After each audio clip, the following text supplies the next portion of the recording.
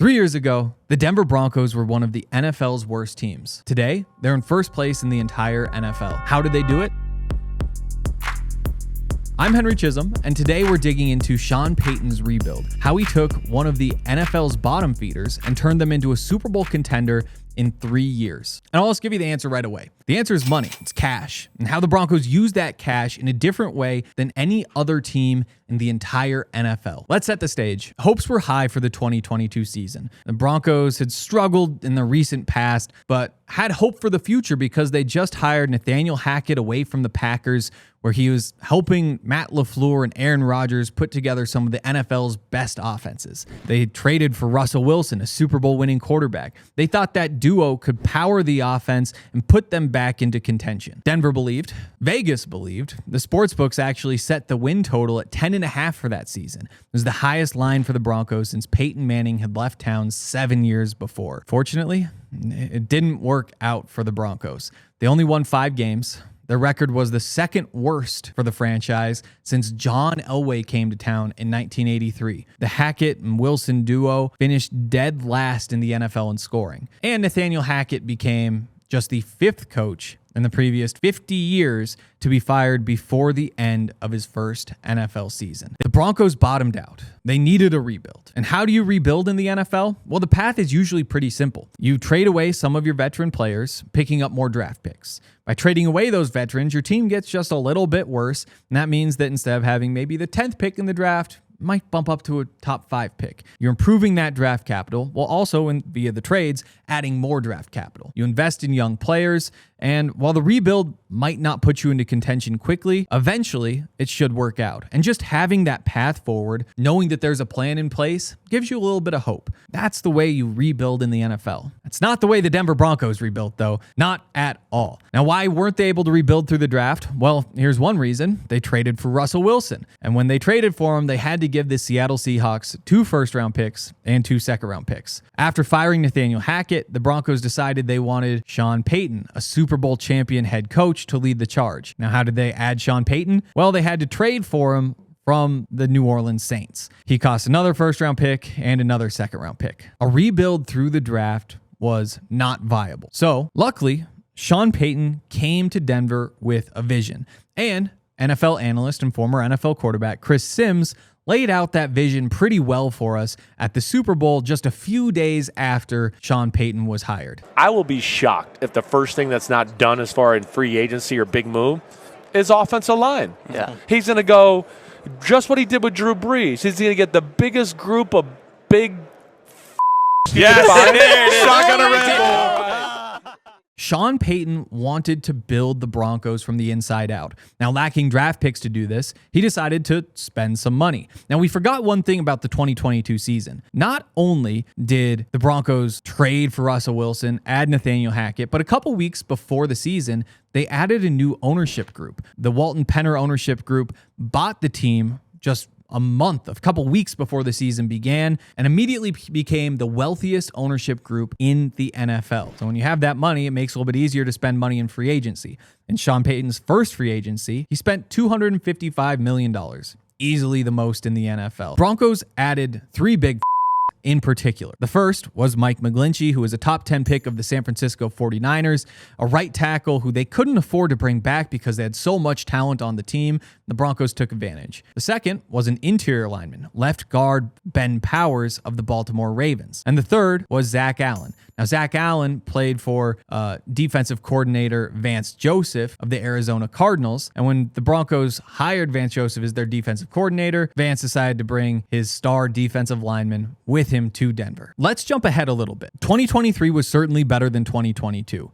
The Broncos won 8 games. They looked like a functional football team, but Sean Payton and Russell Wilson never really clicked. The breakup seemed to be inevitable. There were some flaws in the offense, and at the end of the season, the Broncos cut Russ and started shopping for a quarterback. The quarterback they decided on was Bo Nix, who is a first-round pick in 2024, the 6th quarterback off the board. Now, I said this isn't the story of a rebuild through the draft, and it really isn't. But there were a couple of players the Broncos drafted who are important to what's happening right now in Denver. Bo Nix is the face of them. Bo Nix, in the past 18 months, turned himself into a pretty good NFL quarterback. Is he the reason they're 9-2? Of course not. But he's an important cog in the machine at the very least. And the Broncos have found a couple of other guys like that through the draft in the Sean Payton era. 2 of them are starters, and Troy Franklin and Riley Moss. A couple more are important rotation players in Jonah Ellis and Chris Abrams-Drain. At least they provide depth. And you also have Marvin Mims, who's turned into an all-pro returner and factors into the offense somehow.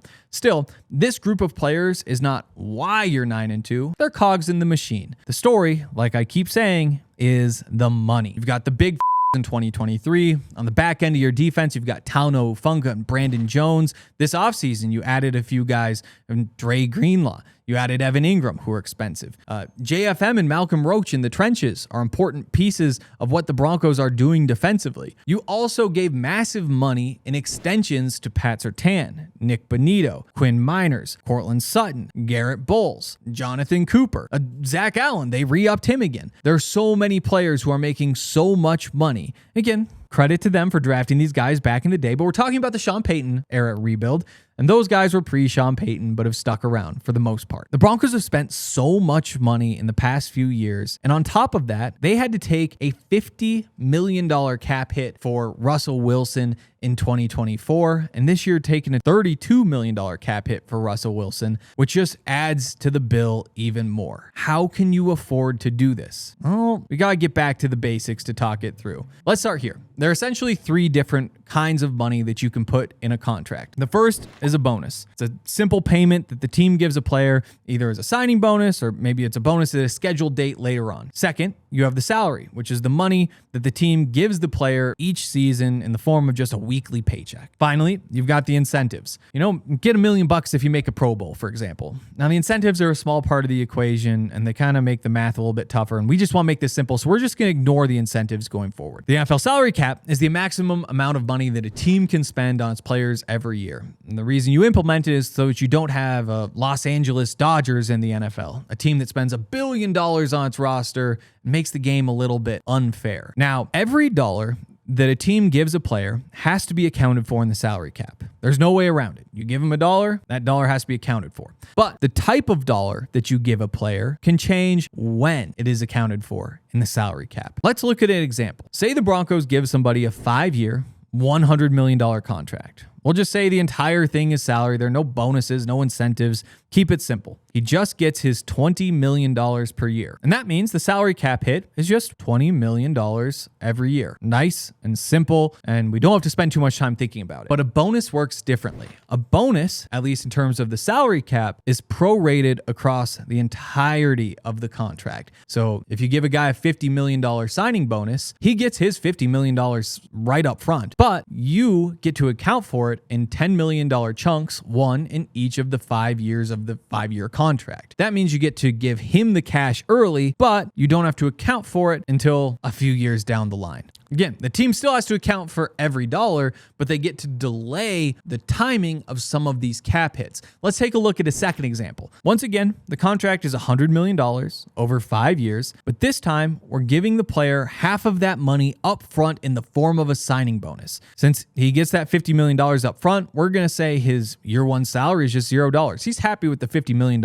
you gave him. Technically, you can't do that in the NFL. You have to pay the minimum salary, but we're trying to keep these numbers nice and simple. We're also going to increase the salary slightly from year 2 through year 5. The player likes it. He's just fine with it because you already gave him $50 million up front. If you take a couple million off year 2 and move it to year 5, he's still coming out way, way, way ahead. The result, player gets his $100 million and the team gets to delay the salary cap impact. This concept is not new. Teams have been doing it forever. Every team in the NFL does it. What's new is the rate at which the Broncos are doing it. Essentially, the Broncos are creating loans in a way, interest-free loans, by saying, we're going to give you this money now, but account for it down the line. Again, this loan only applies to the salary cap. You have to pay the cash up front. And thanks to the owners, that's a possibility in Denver. The guys over at overthecap.com track proration rates. Essentially, it's how much of a team's guaranteed money is prorated, how much money is spread over the life of the contract, contract instead of just accounted for right when you give them the money. Say a team includes $100 million in guaranteed money in a contract for a player. This money can generally fall into one of two categories. The first is guaranteed salary. You say, I'm giving you $20 million in 2028, and I'm going to fully guarantee that. Doesn't matter if we cut you or whatever may happen, you're getting that money. You can also take guaranteed money and put it into a signing bonus and pay it up front. Again, you kind of like that if you're the player, and you get to prorate it like we've been talking about over the course of the contract, delay the cap hit. On average, the median team in the NFL puts about 57% of guaranteed money into the signing bonus. It's about $1.32 in signing bonus for every dollar in guaranteed salary. Those are your two categories. In other words, $1.32 to 1, that's a proration rate of 1.32. That's the median in the NFL. The Broncos, though, their rate, 12.72. Massively different, 3 times more than any other team in the NFL. It's revolutionary. It's why the Broncos are capable of spending as much money as they have spent. Without the strategy, the roster would look a little bit different. You would be down a couple of starters. If the Broncos couldn't have added Tauno Funga this offseason, what would they look like? Or JFM the year before, what would they look like? They'd still be a good team, but would they still be 9-2? Remember, the Broncos are 7-2 in one-score games. The margins are pretty slim in the NFL, and the Broncos are finding ways to add more players on the margins. Now, those are all hypotheticals. The fact is that the Broncos have increased their immediate spending power, but the bill will come due. You're not saying we don't have to account for this money that we're paying the player. We just have to account for it later on. Let's look at how that's going to impact the Broncos in the future. This year, thanks to some nifty cap work, the Broncos don't have too many hefty cap hits. Only 5 players account for $10 million or more against the salary cap. But if you look at next year's top 5 cap hits, you'll see a jump in 2027, another jump, and another jump in 2028, and again in 2029 when the Broncos only have 4 players under contract, but those 4 players look like they're going to be pretty expensive. The bill always comes due. If you give a player $1, you have to account for it in the salary cap eventually, but the salary cap will also keep growing. The NFL introduced the salary cap in 1994. The spending limit was just under $35 million. By 2002, the salary cap had doubled. Between 2002 and 2015, the cap doubled again. 2026 cap will be double the 2015 cap. It'll be the 3rd time the salary cap has doubled since it's been introduced. But the Broncos' big contracts will outpace even that growth. Their top 5 cap hits this year account for about 27% of their cap space. Their top 5 cap hits in 2028, which is the last year they've got at least 5 players under contract, will count for 41% of their 2028 salary cap. That's based on SpotRack's current projected salary cap. The salaries are growing faster than the cap. So how will the Broncos counteract that? Step 1 is you start drafting well. You have all your draft picks. If you can draft good players, develop them into even better players, you can probably backfill your roster when you start losing guys like a JFM or whoever it may be. And if you keep doing that, you may be able to take this one-time influx in talent that you're able to afford through some of these loans and sustain it in the long term. Step 2 is if you're trying to sign a free agent in say 2029 and you want to give him $100 million over 5 years, maybe you just give him a massive signing bonus up front. Make that early cap hit low and let it build over time. Kick that can down the road and kick it down the road again and again and again, and hope that the NFL never changes how it calculates salary cap hits, because you can really manipulate things with cash like the Broncos are doing right now in a way that nobody has ever manipulated salary caps before. We all silly like the mayor.